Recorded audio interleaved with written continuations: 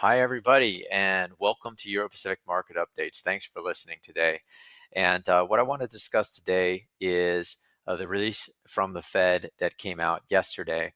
And this is a significant release because the Fed really, in effect, signaled that they're beginning to focus more on inflation going forward.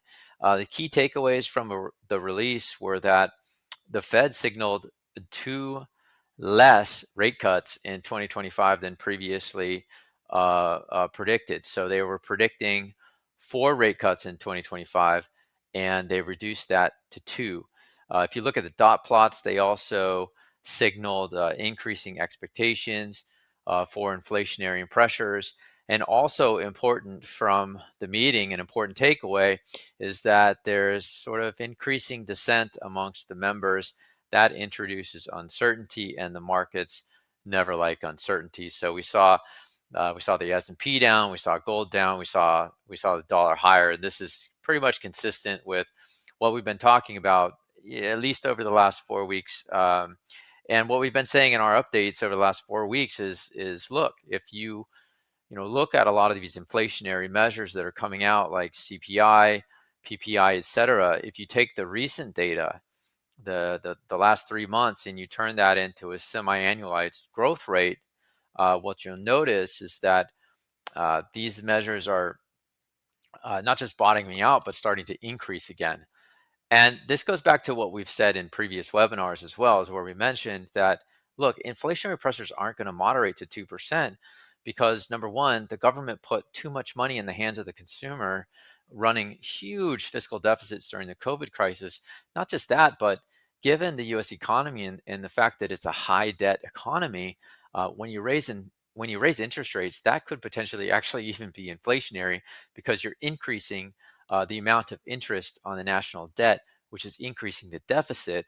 And we all know that increasing the deficit will result in inflation in the economy. So we've been saying this, and the Fed is now sort of beginning to key in on the fact that inflationary pressures are beginning to tick up. So, what's the implication of this? Now, we kind of said that we thought this was going to happen later into 2025. So the Fed announcing it this early certainly, I think, disrupted markets and adds to the uncertainty. But essentially, the takeaway is this: okay, we're likely to see a stronger dollar, you know, over the short term. And the reason for this is that other central banks around the world are easing monetary policy, and they're doing so appropriately because their economies are actually in a bit of trouble. So they're easing monetary policy while the Fed is moderating their stance on easing. And what this is doing is causing a divergence in monetary policy, and it's causing interest rate differentials, expected interest rate differentials, to expand, which traditionally has been supportive of the US dollar. And a higher US dollar is significant because a higher US dollar saps global liquidity. And if we know one thing about the rally that we've seen through 2024, is that everything is pretty much up because we've seen a continued increase in global liquidity throughout 2024. So if that's set to change, then we should expect more volatility and pressure on asset markets in 2025, which is exactly what we're expecting. Now, adding to the uncertainty is some of the recent events around the fiscal landscape. And we've seen Elon Musk come out over the past few days in objection to the continuing resolution bill proposed by Congress. This is, increasing additional uncertainty for the markets as it pertains to fiscal policy. We don't know how this is going to turn out, but the uncertainty, certainly the markets won't like it. And one other thing that we've been mentioning in previous updates as well is that the new administration coming in, sort of the sequence of the reforms that they introduce, is going to be important for markets as well. So the administration wants to introduce tariffs. The administration wants to introduce border controls, potentially deportations. And the administration also wants to cut taxes. Now, it's speculation at this point as to what the sequence of these events will be, but we think it's likely that we're going to see tariffs and border controls first, and then tax cuts will follow sometime later in the year.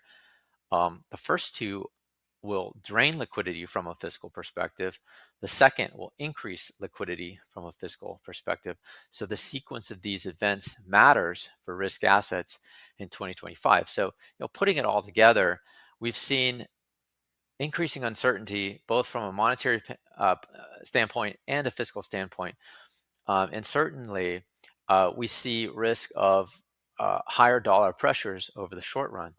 This is going to be stressful for risk assets. Clients should bear that in mind. We need to remain diversified and we need to be ready for volatility.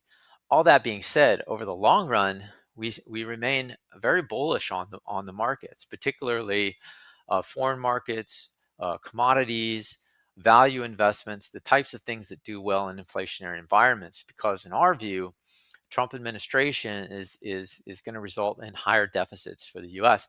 And the one thing that we know about higher deficits is that it fuels inflation. So we want to focus on assets that perform well in periods of inflation. So even if we see some volatility in 2025, I think what we need to do is look at that as an opportunity to add to the investments that we believe will do well over the long run. All right. Well, that concludes my market update for today. I hope you appreciated the content. I hope you enjoyed listening, and I look forward to seeing you back next time.